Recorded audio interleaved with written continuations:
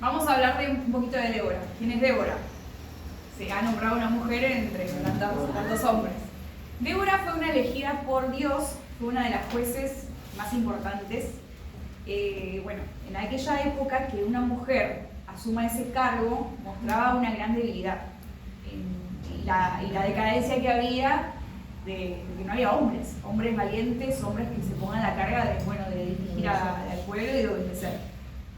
Y era una evidencia de esa debilidad. Bueno, esto que vamos a compartir ahora es el capítulo 5, que es el cántico de Débora y Barak. De Débora y Barak. Y contarles que Débora era una profetisa, además de jueza, y una poeta, porque escribió todo esto. Bueno, en este cántico se habla del hecho de la falta de un líder, como les decía, o autoridad, y de que había un vacío de poder. Y vamos a decir que ella tomó la iniciativa de asumir la dirección del pueblo. ¿Sí? Bueno, arranca el capítulo 5. Viene después de que muere Josué, como decían las compañeras antes, y se levantaron jueces, ¿no? Bueno, porque el pueblo se había desenfrenado. Este es un canto tradicional como el que compartimos hace un tiempo, de cuando pasaron Moisés en Éxodo capítulo 15. También es otro cántico, donde se da gracias, o sea, Débora escribió esto, dando gracias por los líderes que fueron al frente para pelear, y también al pueblo, porque alguna gente del pueblo también se puso para pelear y bueno, daba gracias a eso. También recuerda la preservación de Dios hacia Israel en el pasado y nombra las cosas que hizo Dios con su pueblo al sacarlos de Egipto y todos los milagros que vimos. Bueno, trae memoria lo que hizo en Deuteronomio 33 también, como que lo marca ahí. Y también describe la vida bajo la opresión de los cananeos. Los cananeos, como decían, los habían tomado ahí como esclavos, como que reciban ese maltrato acerca de ellos, y también en este cántico está escrito. Y también aquí se entiende de que Débora tiene muy en claro de que ella no se levantó ella sola, sino que fue Dios el que la puso en ese lugar. También en este canto insiste a que los líderes y a todos que proclamen el poder de Dios y que proclamen lo que hizo Dios. Y también nombra a las tribus que ayudaron y a las que no ayudaron a hacer la voluntad de Dios, a pelear cuando había que pelear, a todo eso, ¿no? Las tribus que ayudaron fueron Efraín, Manasés occidental, Benjamín, Zabulón, Isaacar y Neftalí. Y las que no ayudaron fueron la tribu de Rubén, Manasés oriental, Dan y Aser. También nombra en el cántico que literalmente Dios peleó por ellos, enviando lluvia en una de las batallas. Enviando lluvia, entonces por eso ganaron. Y también hubo una persona que no quiso ayudar, ¿verdad? Lo dice en su palabra, que se llamaba Meroz, y que esta persona fue maldecida y toda la gente que estaba a su cargo. Entonces fue como... y vamos a ver después que todos aquellos que no ayudan al pueblo de Dios son maldecidos, son muertos, y hay muchas consecuencias a aquellos que rechazan el obedecer a Dios, o principalmente cuando se pedía ayuda para la batalla y preferían hacer otras cosas. Bueno, y también nombra a Jael, esta mujer que nombraron las chicas, porque obedeció y tuvo temor y veía que esta persona era mala y lo mató. También sabiendo que para una mujer matar a alguien no era bien visto. Entonces asumió ese riesgo y fue exaltada, o sea, fue reconocida. Y Dios la bendijo, ¿no? Por ese riesgo. Y bueno, continuamos en el capítulo 6. Bueno, continuando con lo que dijo Romy. Los hijos de Israel hicieron lo malo ante los ojos de Jehová, y Jehová los entregó en mano de Madián. Como los madianitas ellos los maltrataban, ellos hacían cuevas para protegerse, y cada vez que los israelitas tenían cosecha o algo que plantaban, ellos le robaban y los amalecitas también la gente del oeste, y ellos acampaban también ahí en el territorio de los israelitas y le destruían sus cosechas, le robaban sus animales y se llevaban todo. Y los israelitas le pedían a Dios, le suplicaban que por favor les lo salvara. Entonces Dios le mandó a ellos un profeta que les dijo todo lo que Dios le había hecho por ellos, ¿no? Pero tampoco le hicieron caso. Así que luego vino el ángel de Dios y se sentó abajo de un roble. Este roble era de Joás. En ese momento Gedeón, hijo de Joás, estaba limpiando trigo para luego esconderlo de los madianos. Ahí entra Gedeón, un personaje muy importante. Nótenlo. El ángel de Jehová se le apareció a Gedeón y le dijo, Jehová está contigo, varón esforzado y valiente. Y Gedeón le dijo, si Jehová está con nosotros, ¿por qué nos pasa todo esto? Entonces Jehová lo mira y le dice, ven con esta y tu fuerza, y salvarás a Israel. Y ahí Gedeón le respondió al Señor, ¿cómo voy a salvar? Yo soy mi familia pobre y yo soy menor. Es pobre y yo soy menor de todos mis hermanos. Jehová le responde, yo estaré contigo y derrotarás a los madianos como un sol de hombre. Como un solo hombre.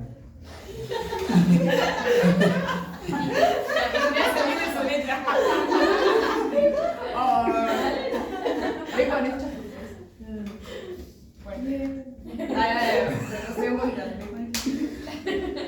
Eso se corta. También. Bueno, y...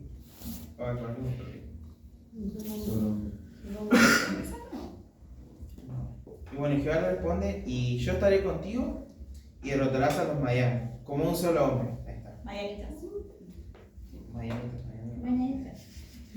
Gedeón, y bueno, después dice, Gedeón le pide una señal para estar seguro de que esto era verdad de Dios. Ahí Gedeón era como una persona que no, por así decirlo, no confiaba o no creía en lo que Dios decía. Y se veía como re incapaz, como que yo, siendo el menor, yo que mi familia es pobre, que nadie lo conocía.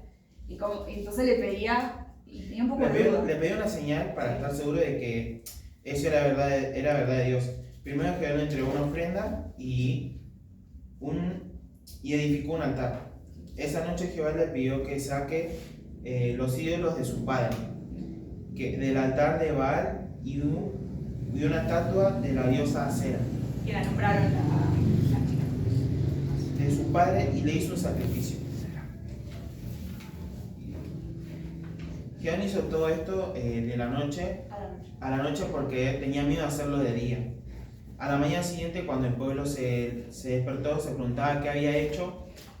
Cuando se enteró todo fue O sea, el pueblo se levantó y dijo, ¿quién hizo esto? O sea, derribaron el altar de Baal, rompieron la estatua de Acera, y esa estatua la usaron para hacer el sacrificio. O sea, le prendieron fuego, la usaron como si fuese la leña, bueno, usaron la estatua.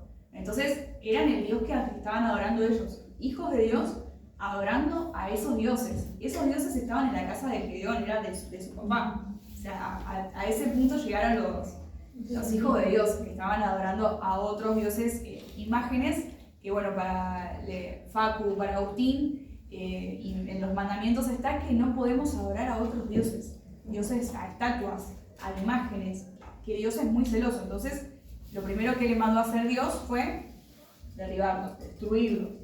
Entonces el pueblo se levantó a la mañana y dijeron, ¿qué hizo todo esto nuestros dioses? Y cuando ellos se enteraron todo, ellos fueron y lo quisieron matar a Gedeón. Pero su padre le dijo, si le molestó a Baal, que se defienda él mismo. Ahí el pueblo se tranquilizó y no mató a Gedeón. Nuevamente Gedeón le dijo a Dios, si de verdad me vas a usar, voy a poner esta lana. Gedeón nuevamente pide una señal. Que él iba a poner una lana afuera, y si lo iba a usar, a la mañana siguiente tiene que estar mojada y el piso seco, como aparece acá en la foto. Y ahí Gedeón le pide algo más y le dice, si Dios no se enojaba, que iba a pedir algo. Déjame por favor hacer una prueba más. Que esta vez la lana O sea, seca. Gedeón le pide eso a la noche. Deja la lana ahí en el piso y a la mañana se levanta. Seco el piso Y aparece. la lana mojada. Sí, que estaba tan mojada que pudo llenar un tazón, dice. Y bueno, Ahora le vuelve a decir. y Gedeón le pide a Dios, dice, si te enojas, no te enojas si te digo algo. Déjame por favor hacer una prueba más, que esta vez la lana quede seca y el rocío caiga sobre el suelo.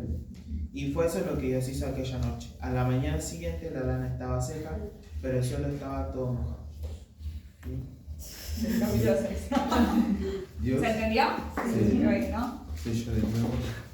Sí. No, pero como Gedeón te gustan las señales y Vivo. siempre está, Señor, verdaderamente estás conmigo, si verdaderamente yo voy a liberar al pueblo del azote de los cananeos, de los madianitas, perdón. Bueno, seguimos en el capítulo 7.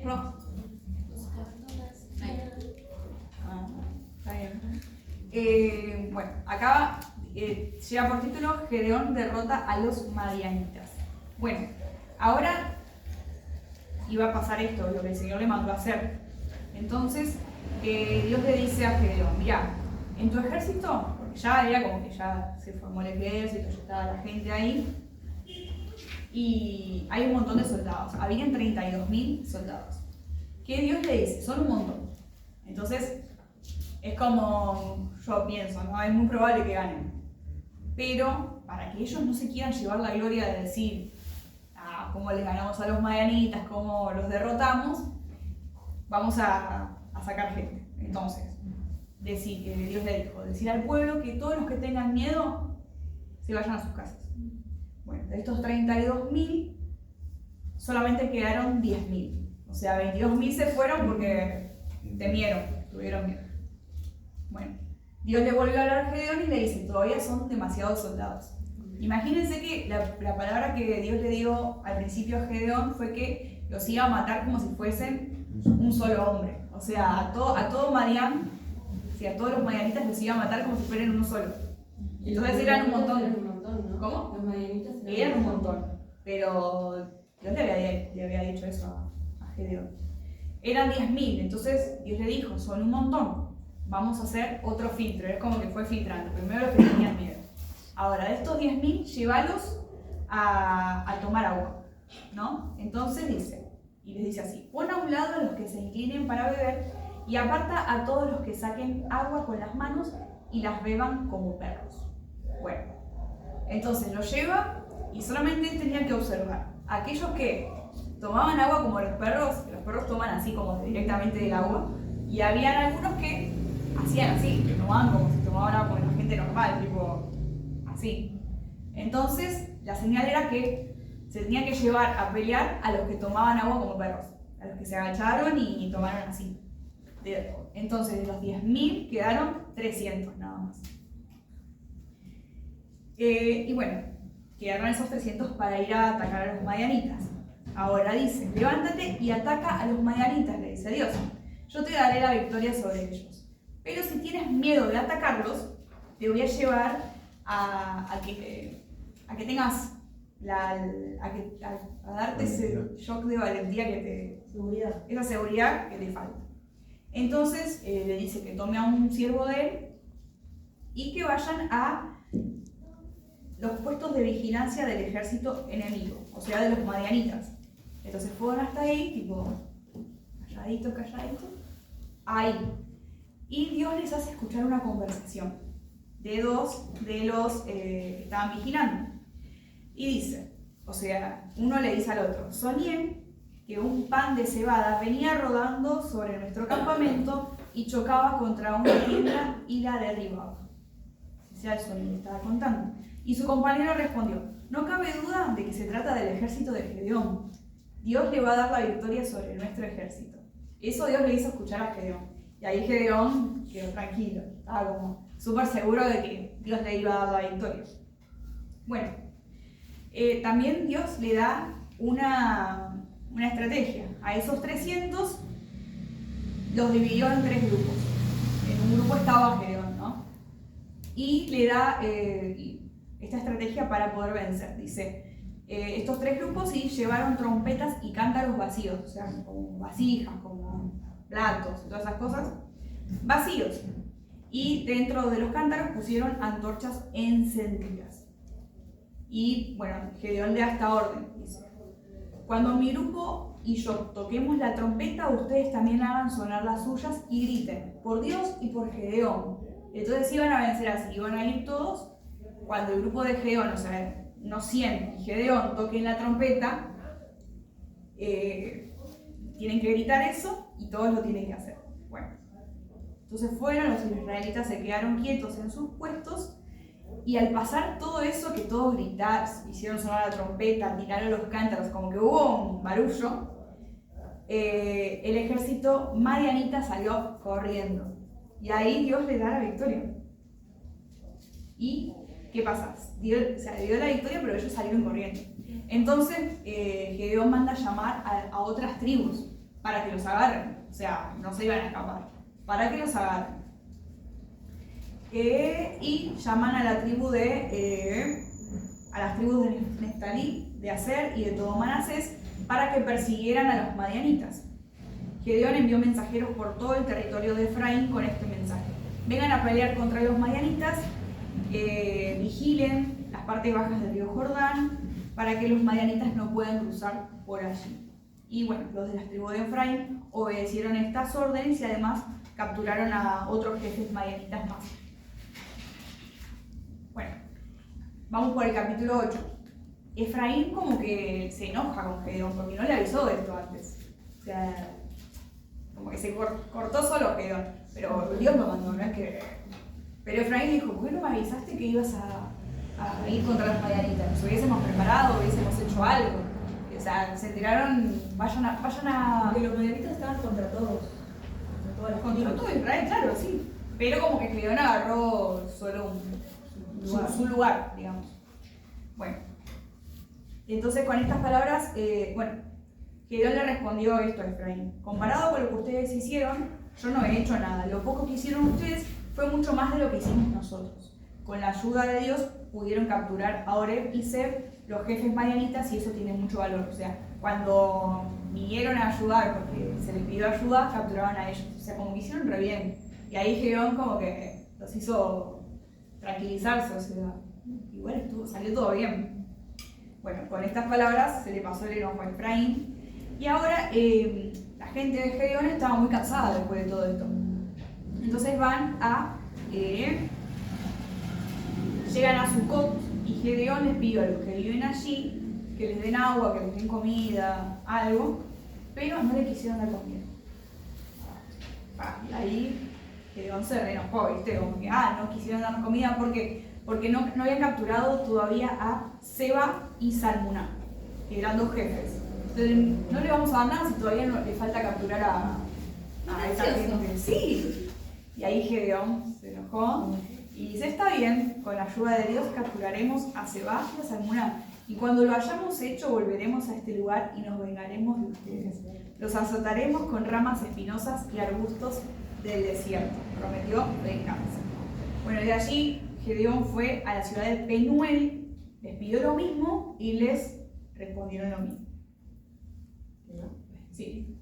Y entonces Gedeón vuelve a prometer venganza. Cuando vuelva, después de lograr la paz, echaré abajo esta torre. Bueno, ahí Seba y Salmuná estaban en Carcor con unos 15.000 hombres, que era lo que quedaba del ejército que estaba con ellos, porque habían muerto 120.000 soldados. Y ahí Gedeón subió por el camino que pasa al este de Gobaa y los atacó por sorpresa. Y ellos trataron de huir, estos 2 que estaban, los querían agarrar, trataron de huir, pero Gedeón los persiguió y los capturó. Y esto les hizo dar mucho miedo al ejército madianita.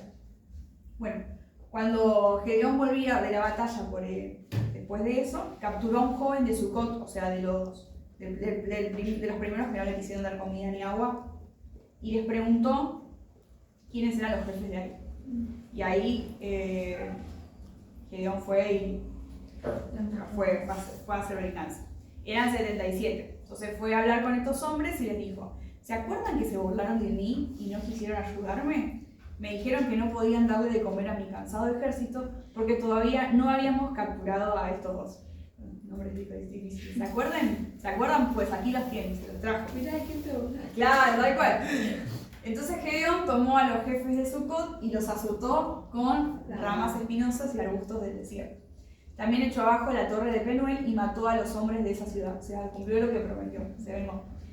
Y después le preguntó a estos dos que había capturado, que eran malos, ¿cómo eran los hombres que mataron ustedes en Tabor? Porque se ve que mataron gente ahí. Y ellos le respondieron, se parecían a ti, parecían príncipes.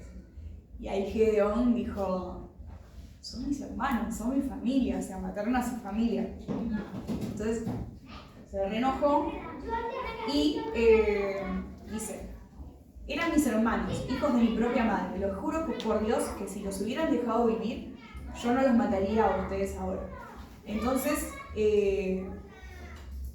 Gedeón llama a su hijo, que tenía un hijo, recién ahora lo nombra, llama a su hijo y le dice, matalos. Pero el hijo no se animó, porque era jovencito, no sabemos qué edad tenía, pero no se animó. Entonces estos dos le dicen, si sos muy valiente, matanos vos. Y ahí Gedeón... Obvio. Hoy no sería más. Pero bueno, claro. Dice, bueno, después de todo esto, mirá, entonces Gedeón se levantó y los mató, y luego les quitó a los camellos que tenían y a los adornos que llevaban en el cuello. Les sacó lo que tenían. Entonces los israelitas le dijeron a Gedeón, queremos que tú y tus descendientes nos gobiernen porque nos has salvado. En otra versión dice, queremos que tú, que tus hijos, que tus nietos nos gobiernen. Y Gedeón le respondió, ni mis hijos, ni mis nietos los gobernaremos. Quien los va a gobernar es... ¿Quién? Dios. Claro. Los va a gobernar Dios. Pero una sola cosa les pido. Por favor, que cada uno me entregue los anillos de la gente que ha capturado. Entonces le dijeron, sí, con gusto te lo daré. Pusieron un trapo ahí, una manta en el piso y todos pusieron ahí los anillos. Y era bastante oro. Dice, es que los madianitas, como otra gente que vivía en el desierto, usaban anillos de oro. Así que los israelitas le respondieron con mucho gusto. Y a ver, quiero decirles cuánto. Dice, con todo ese oro, Gedeón hizo una estatua y la colocó en Ofra, su ciudad. Todos los israelitas le fueron infieles a Dios porque iban a adorar a esa estatua. Aún para Gedeón y su familia, la estatua resultó ser una trampa. Así fue como Israel venció a los madianitas, los cuales nunca más recobraron su poder. Y mientras Gedeón vivió, hubo en esa región 40 años de paz. Bueno, ahora vamos... ¿Pero para qué hizo la estatua? Era O sea, así. que dio una estatua Sí. para que... No, hizo una estatua, pero no hizo para que la adoren. Pero... Como para recordar, Sí, como lo sí, hacían sí. siempre, pero como los israelitas son adoran cualquier cosa. 19 kilos de oro. ¿Sí? Re mal, ¿no? Y acá dice mismo, la estatua resultó ser una trampa. Bueno, re mal. Bueno, ahora vamos en el versículo 29, muerte de Gedeón. Gedeón se fue a vivir a su propio pueblo y allí tuvo muchos hijos con varias esposas. Pero en Siquem tuvo otra mujer de la cual nació un hijo a quien llamó Abimelech. Cuando Gedeón murió, era ya muy anciano y lo enterraron en la tumba de su padre Joás en Ofra, ciudad de Abiezer.